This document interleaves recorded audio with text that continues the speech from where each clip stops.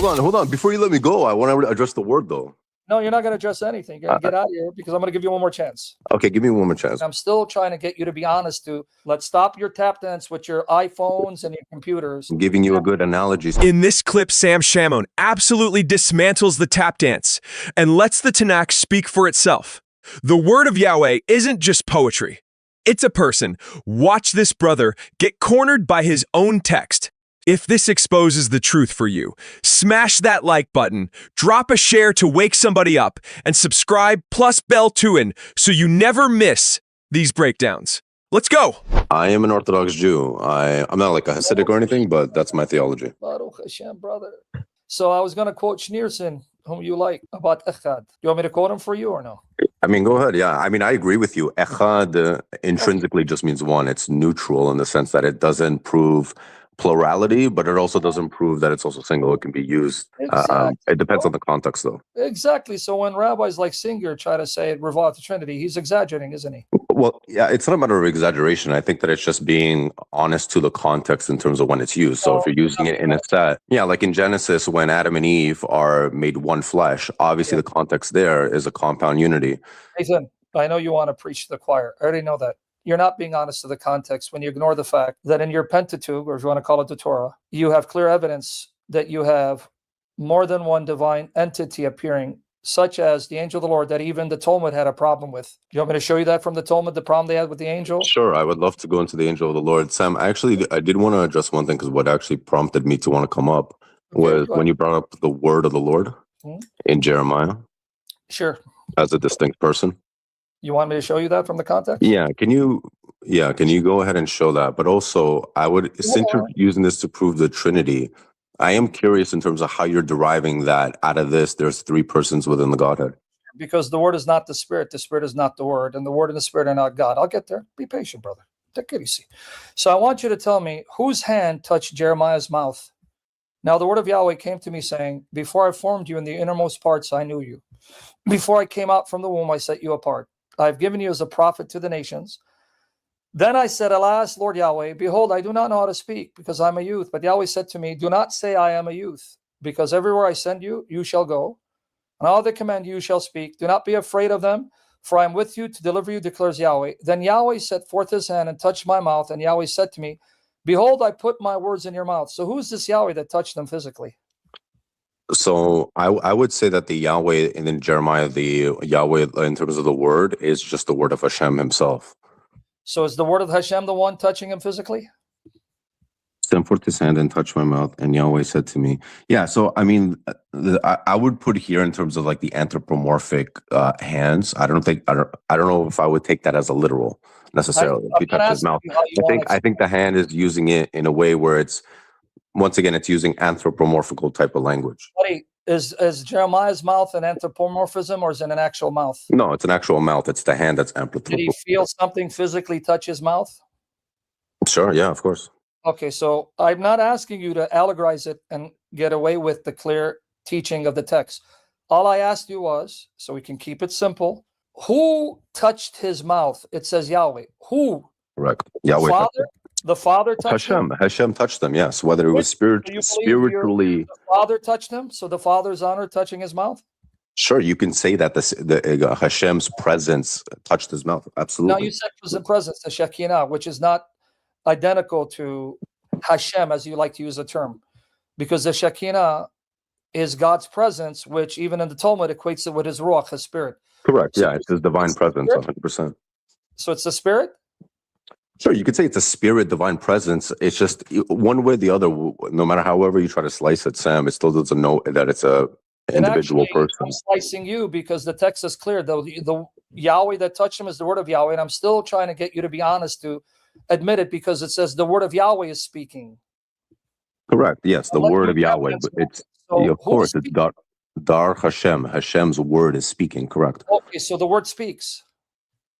Yeah, that's what words do. They're speaking. They're speech. No, words don't speak. You speak with your words. Right. So if I say to you, Sam, hey, listen, the word of Sam came to me, right? Somebody is sending your word to me. Is your word speaking, or is it the word that came from you that is actually speaking? So my word that came from me spoke to you. So my word came and spoke to you, right? How did Correct. my word come and speak to you?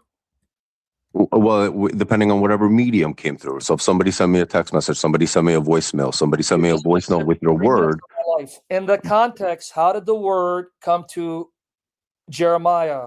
Let's stop your tap dance with your iPhones and your computers. Stop. I'm giving you a good analogy so that way you can actually Because I want to see know exactly in the how it life works. of Jeremiah. You can talk over me and I'm going to muzzle you. Listen to the argument.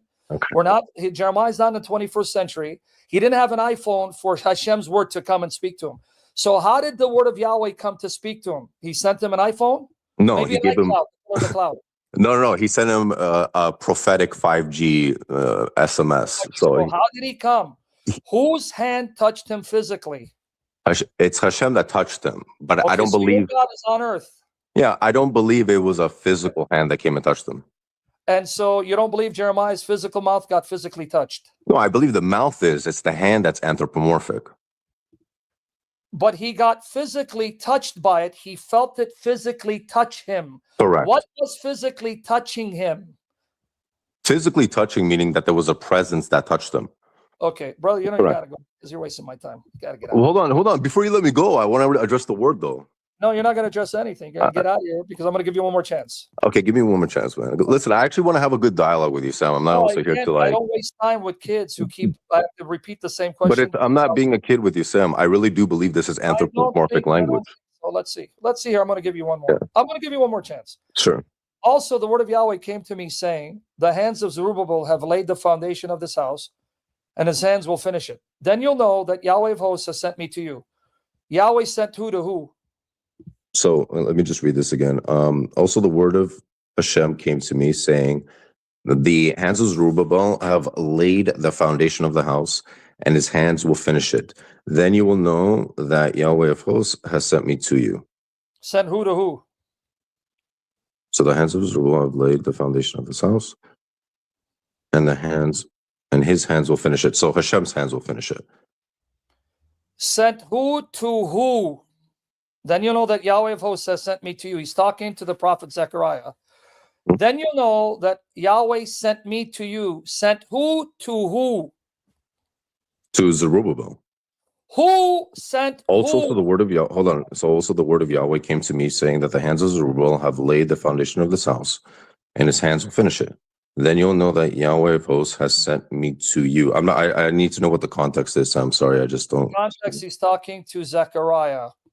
He's telling Zechariah, when Zerubbabel finishes laying the foundation of the house, then you, Zechariah, will know that Yahweh of hosts has sent me to you. Whom did Yahweh send to Zechariah to speak to him? The Yahweh of hosts. Bye-bye, Nathaniel. Get out of here. Yep, get out of here. So Yahweh of hosts sent Yahweh of hosts, which we agree. He couldn't admit that it's the word of Yahweh speaking. The word of Yahweh saying, Zechariah, when Zerubbabel lays the foundation of the house, then you're going to know that Yahweh sent me the word to speak to you. Okay? We tried. I tried, right? Son of his right? Do you blame me? You see the tap dance they do? 1001 tap dances, and they cannot deal with the text. Yeah, well, like an iPhone. Jeremiah lived in the 6th century, buddy. He didn't have an iPhone. How did the word come to Jeremiah, and what physically touched him? See, the Old Testament destroys Rabbinic Judaism. It's a nightmare. Rabbinic Judaism shows Rabbinic Judaism is from the pit of hell, and the rabbis are tools of Satan. They perverted the Old Testament, so their God is not the God of the Old Testament. You're seeing it, right? We go with what their text says, but they can't answer. Nathaniel literally couldn't answer two simple questions. Who touched Jeremiah's mouth? And who did Yahweh of hosts send to Zechariah saying, Yahweh sent me to you? Every time the text screamed, the word of Yahweh is a distinct, acting, speaking, touching person. The guy ran to anthropomorphism, iPhone analogy. It's just God's voice, bro. Sam kept it brutally simple. The same Yahweh who speaks is the one who sends the word, and the word that gets sent is also Yahweh. That's not exaggeration or Christian twisting. That's the plain Hebrew text. The Old Testament doesn't need the New Testament to prove plurality in the Godhead. It already does it in Jeremiah and Zechariah. Rabbinic Judaism has to allegorize, deflect, and dodge the very words of the Tanakh to keep the strict Unitarian narrative alive. Sam just let the Torah speak for itself, and the silence from the other side was deafening. If you're still clinging to the idea that the word of the Lord is just a metaphor, after watching this, you're not following the text anymore. You're following tradition. Smash that like button, drop a share to wake somebody up, and subscribe plus bell to in so you never miss these breakdowns.